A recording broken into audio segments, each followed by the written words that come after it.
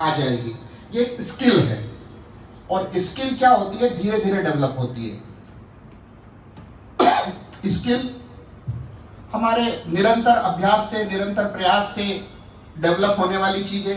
तो आप इसकी आउटलाइन आज समझेंगे।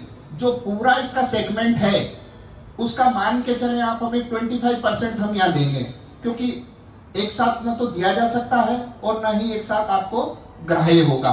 तो एक मोटी मोटी आउटलाइन यहाँ हम समझाएंगे, क्योंकि ये पूरे दिन की वर्कशॉप होती है, इसमें काफी प्रैक्टिकल्स होते हैं और ये निरंतर एक चलने वाली प्रक्रिया है। तो लोक भाषण के प्रमुख तत्वों में सबसे पहले आता है स्पीकर, क्योंकि कोई भी फिल्म होती है उसमें सबसे पहले होता है हीरो। तो जब भी हम लोक भाषण की बात करते हैं तो एक व्यक्ति का चेहरा उभरता है और वक्ता के रूप में वो स्थापित होता है। आपने देखा होगा कि वक्ता जो है अभी बहुत महत्वपूर्ण होता है। वक्ता जो है, हम कहीं जाते हैं कि फलानी जगह टॉक होने वाला है या कोई शो होने वाला है, तो सबसे पहले पूछते हैं कि वहां आएगा कौन, कौन वक्ता रहेगा। और जैसे मालूम पड़ता है कि वहां XYZ नामक वक्ता आ रहा है तो लोग उमड़ पड़ते हैं। तो किसी भी लोक भाषण के लिए वक्ता बहुत महत्वपूर्ण होता है, और ये कला जब कोई डेवलप कर लेता है तो फिर कोई भी इवेंट हो, लोग उसको बुलाने के लिए तरसते हैं। सोचते हैं लोग कि अगर हमने ऐसे व्यक्ति को बुला लिया या ऐसा व्यक्ति हमारे समारोह में आ गया तो निश्चित रूप से हमारे समारोह की एक सफलता का वो सूत्र बनेगा।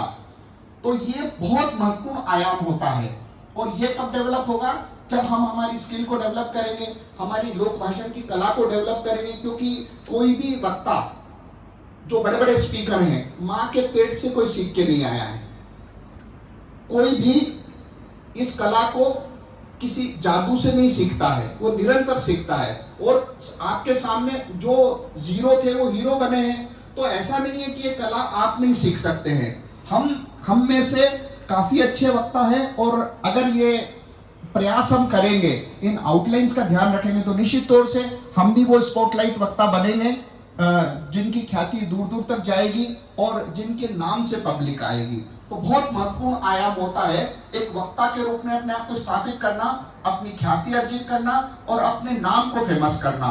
तो ये लोक भाषण का एक सबसे महत्वपूर्ण तत्व होता है। जैसे फिल्म में होता है ना, अक्षय कुमार की फिल्म लगी, क्या फिल्म का नाम है, क्या टाइटल है, क्या थीम है, क्या स्टोरी है, ये सब इमैटेरियल हो जाता है। अमिताभ बच्चन का एक जमाना था, लोग उसको देखने जाते थे। तो हमें एक ऐसे वक्ता के रूप में अपने आप को स्थापित करना है कि हमारा टॉपिक क्या है ये इंपॉर्टेंट नहीं रहेगा, कौन आ रहा है ये इंपॉर्टेंट बन जाएगा।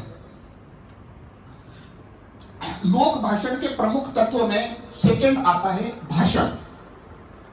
ये बहुत महत्वपूर्ण आयाम होता है। कभी कभी हम बोलते हैं कि अरे वहां एक स्पीच होने वाली है, कौन स्पीकर है ये कभी कभी गौण हो जाता है। स्पीच क्या होने वाली है, कि देश की अर्थव्यवस्था पे स्पीच होगी, या चार्टर्ड अकाउंटेंट या बौद्धिक लोग होते हैं तो उनका कोई भाषण होने वाला है। उस टॉपिक को बहुत महत्वपूर्ण दिया जाता है कभी कभी, कि कौन से टॉपिक पे स्पीच होने वाली है। तो जब हम स्पीकर के रूप में जाते हैं तो क्या टॉपिक होता है, कभी कभी हमारे से ज्यादा, स्थान से ज्यादा वो टॉपिक महत्वपूर्ण हो जाता है। तो हमें इस चीज पे बहुत ध्यान रखना है, और ये भी एक बहुत महत्वपूर्ण आयाम है, क्योंकि वक्ता के बाद सेकंड नंबर पे आता है स्पीच, आपका भाषण। तो ये एक बहुत महत्वपूर्ण तत्व है। उसके बाद आता है ऑडियंस। किसी भी प्रोग्राम में ऑडियंस की अपनी एक महत्ता होती है, क्योंकि ऑडियंस के बिना कभी भी कोई प्रोग्राम नहीं हो सकता है। तो ऑडियंस भी बहुत महत्वपूर्ण होती है। कब हो जाती है, जब मान लो मैं हूं, Gokul Singh Sisodia is not important, मेरा भाषण इज नॉट इंपॉर्टेंट। अगर मुझे मान लो रुड़की में बुला लिया जाए, या हमारे देहरादून IAS एकेडमी में बुला लिया जाए, या IIM के किसी कॉलेज में बुला लिया जाए, तो वहां क्या इंपॉर्टेंस हो जाएगा, क्या इंपॉर्टेंस हो जाएगा, ऑडियंस, कि मैं IAS को लेक्चर देने जा रहा हूं। वहां हमारा लेक्चर कौन सुनेगा, वहां वक्ता इज नॉट इंपॉर्टेंट, भाषण इज नॉट इंपॉर्टेंट, श्रोता इंपॉर्टेंट हो जाएगा।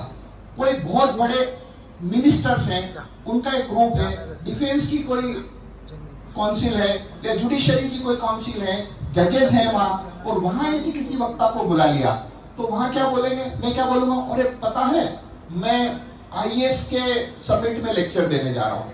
मतलब फोकस कहां चला गया, वक्ता स्पीच नहीं है, ऑडियंस पे फोकस चला गया।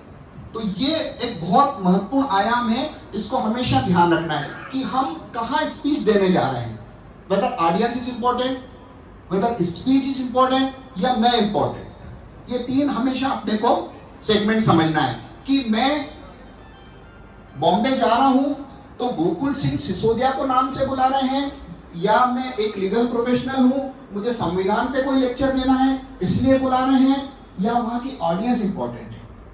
ये तीन बहुत महत्वपूर्ण आयाम हैं और इसको चलते हुए हम आगे बढ़ेंगे। अब ये आवश्यकता महसूस क्यों हुई? अरस्तु, सुकरात, प्लूटो, एक बहुत लंबे समय से ये कला विकसित हो के आ रही है। इसकी आवश्यकता किन वर्ग को पड़ती है? वो महत्वपूर्ण वर्ग क्या है? सबसे पहला आता है पॉलिटिशियंस, क्योंकि उनका सबसे बड़ा हथियार सेना में जैसे जवान जाता है, एटलीस्ट उसका हथियार होता है, बंदूक शस्त्र होते हैं। नेता का सबसे बड़ा हथियार क्या होता है? भाषण, क्योंकि वो पूरा सिनेरियो चेंज करता है भाषण से। दिन रात वो पब्लिक से इंटरेक्ट होता है, और जरा सी बात इधर से उधर हो गई तो फिर वो कौन से अभी नेताजी की हालत हुई है वैसी हो जाती है कि मेरा कहने का आशय तो ऐसा नहीं था पर ऐसा हो गया। तो पॉलिटिशियंस के लिए ये कला, जैसे मैं आज एक लॉयर हूं, पब्लिक प्रोसिक्यूटर हूं, तो मेरी स्किल क्या है? लॉ मेरी स्किल है कि कानून की जानकारी मेरा शस्त्र है, और पॉलिटिशियंस के लिए लोक भाषण की कला उसका शस्त्र है। अगले नंबर पे आता है